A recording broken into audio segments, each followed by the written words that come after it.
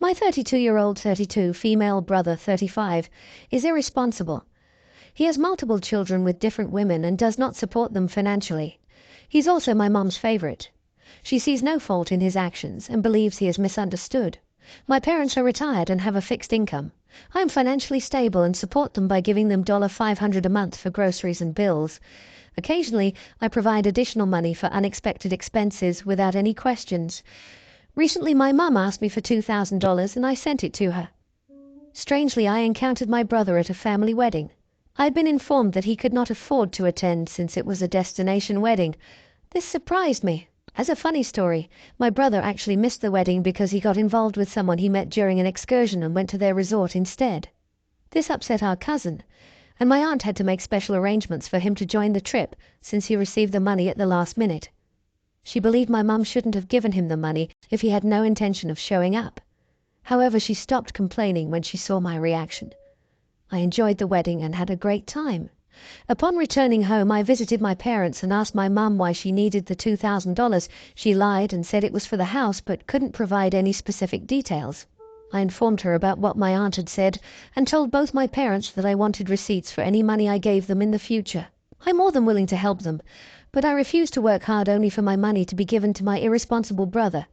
My mum started crying, and my dad told me they weren't children and did not have to answer to me. I agreed and left. For 2 months I did not speak to my parents. Yesterday my aunt called me and said that my parents were considering going to the food bank because they had no money. I mentioned that I had given them $2,000 a few months ago, which was more than enough for my family of three's food expenses during that time. My aunt then revealed that they had indeed given my money to my brother. I suggested that he should repay them. She called me a witch. Am I the jerk-ater? Now for a few comments before the update. Comment 1. Honestly, what a painful situation. It's emotional extremist actions almost. Why, if your aunt getting in the middle of this when she can give them money? No, they're not children, but if they're going to be the recipient of goodwill money, they definitely owe you some accountability. And they're going to a good bank, but giving $2K in gifted funds to your bro for a vacation? If you feel these heartstrings pulling you to feel guilt-ridden, buy them groceries. But that still may not help because then it'll free up some of their money to give to bro. Have you ever thought to confront your bro about the fact that his loserdom is causing his parents to be at a good bank? Would he even care? Not the idiot. And I'm sorry you're experiencing this. Comment 2, not the idiot. Money is fungible. Even if the money you give them isn't directly spent on your brother, it still subsidizes him. Every $100 of groceries you give them, or they buy with your money, just frees up $100 of their money to spend on your brother. They don't even feel guilty about this, as in their eyes, you're the bad daughter for not supporting family, and it sounds like nothing you do will ever be enough. If anything, your involvement helps them ignore your brother's failings as you pay for the consequences. Maybe a couple years of no support contact from you might force them to reconsider how they've treated you both. Comment 3. OP, you're not the idiot your parents are. They've created this monster and now you're supporting him. They're using you as a cash cow.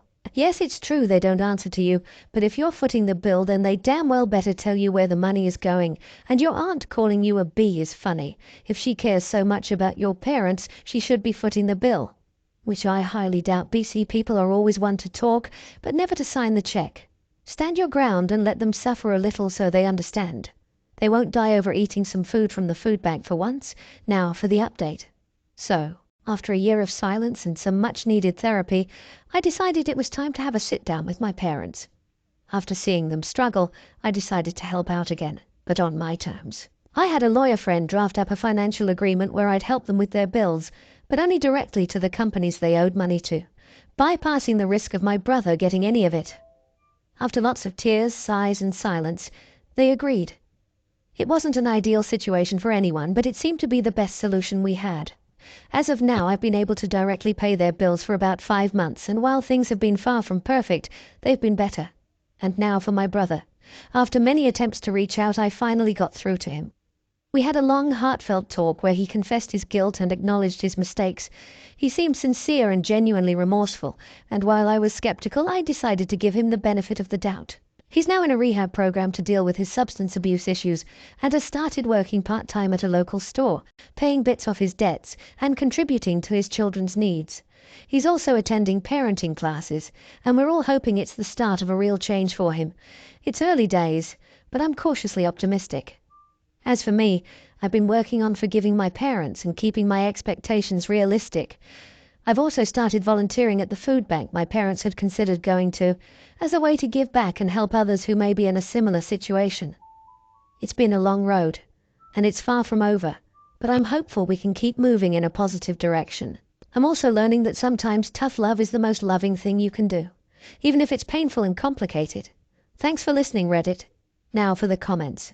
Comment 1. Not the idiot. I applaud your effort to reach out and help your parents financially, despite the past issues that you've had with them. It's evident that you've set up boundaries and safeguards to protect your interests, which is very wise. The fact that you're bypassing your brother in the financial chain shows that you're not ready to fully trust him yet, which is completely understandable considering the history. Also, you're taking steps towards forgiveness, and that's commendable. Not everyone can be big enough to do that. Volunteering at a food bank also shows your compassion towards others in similar situations, which is a very noble gesture. It seems like you're on a path of healing, growth and understanding, which is quite inspiring. Keep going. Comment 2. Not the idiot, but be mindful of the fact that while your brother's remorse and steps towards recovery are positive signs, true change takes time and consistent effort. It's great that you're cautiously optimistic, but remember to protect your own emotional and mental well-being first. Healing is not a linear process, and there will likely be bumps in the road. Be patient with your own progress and emotions, and don't feel pressured to forgive or forget before you're ready. Comment 3. Not the idiot, and your solution to help your parents out financially is smart and empathetic. However, involving money in family relationships can be tricky, and it's important to ensure that this arrangement doesn't become a source of resentment or tension in the future. It's great that you've drawn up a legal agreement, but also maintain open communication about expectations and boundaries. On another note, I admire your resilience and your commitment to helping others through your volunteer work. It's a testament to your strength and character. Keep focusing on your own healing and growth, and remember that it's okay to prioritize your own needs and well-being. Now, for the next story. 2 years ago, my husband and I were doing some renovations to our house. I didn't want my wedding dress to get damaged or lost in the process, which, considering we did lose a few things during the renovation, I was right to be concerned. My friend offered to keep it in her closet until the renovations were done. After we finished the renovations, I asked my friend for the dress back. She kept saying she'd get back to me. I kept asking and she'd make up excuses. I found it weird. Now my sister is getting married and she wanted to wear the dress. This was our mother's dress, and we always agreed we'd each wear it. I told my friend I need it back. She claimed she couldn't find it. I was perplexed because how does it just get up and walk away? She apologized and offered to pay me the cost of the dress, which I turned down because it wasn't about money. The dress was sentimental, and I felt terrible my sister couldn't wear it. My friend and her husband went away. I was there to water their plants and feed their dogs. I decided to go look myself. The closet was very cluttered. I eventually found the dress.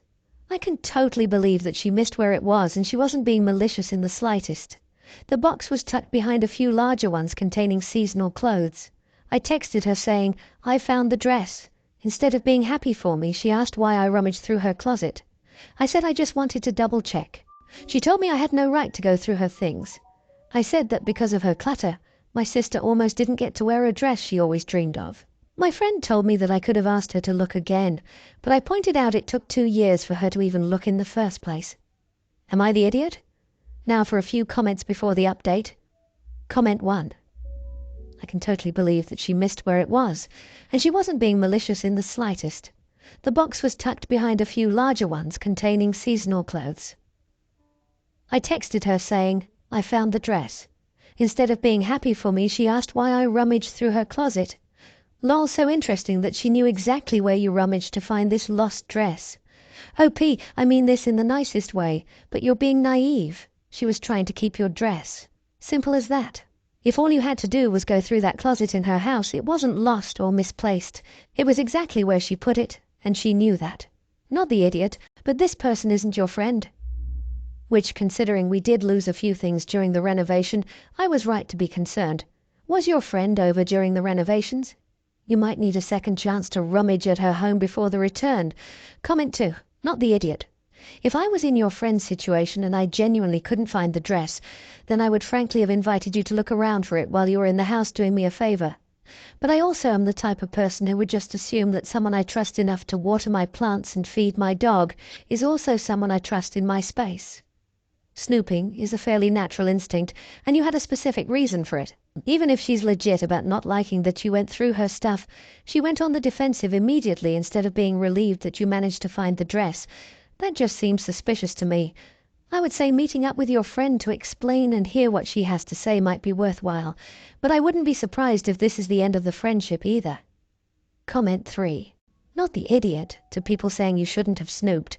She accepted to watching something that means a lot to you, and obviously did not try to find it in the slightest when you kept asking her. Even offered to pay instead of actually looking. That sounds suspicious AF. You did nothing wrong, OP. She had your property and refused to give it back. That is way worse than you looking through her things for it. She is TA. Now for the update. Brace yourselves, folks, because what seemed like a simple case of misplaced wedding dress escalated into a full-blown matrimonial melodrama. Last weekend, my sister was finally able to wear the dress for her wedding. Glowing reviews all round, by the way. Midway through the reception, however, an uninvited guest turned up. The friend who had lost my dress. Apparently, she'd seen the photos on social media, recognized the dress, and decided to crash the party. She stormed in, irate and red-faced, and started making a scene, accusing me in front of everyone of having stolen my own dress back. I wish I was making this up. She demanded compensation for the dress, claiming she'd purchased it from a vintage shop, and that I'd taken it without her permission. The absolute audacity. My husband and I were flabbergasted, but before I could even speak, my sister's new husband stepped in. He calmly asked her if she had any proof of purchase or evidence that the dress was hers. She stuttered, unable to provide any. Just as we thought things couldn't get any crazier, my brother-in-law's grandmother piped up from her wheelchair at the back of the room. Turns out she used to be a seamstress, and she'd been the one who had sewn the dress for my mother back in the day. She even knew the specific type of lace and beadwork used on the dress, details only the maker would know. Granny saved the day.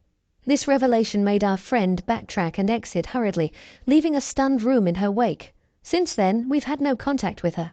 But in a complete plot twist, we discovered that she's a local reseller of vintage clothing and had attempted to sell my dress online. I have reported her to the local authorities and am now considering pressing charges for the attempted theft and sale of my property. Suffice to say, we're no longer friends. I never thought my wedding dress would cause this much drama, but here we are. I guess sometimes life just throws you a curveball. Now for the comments. Comment 1. Not the idiot. The protagonist had every right to report the friend to the authorities. It's clear that the friend tried to exploit the situation for her own gain, without considering the emotional impact this would have on the protagonist and her family. The grandmother's reveal only solidified the fact that the dress held sentimental value. The friend's actions were not only deceitful, but also disrespectful.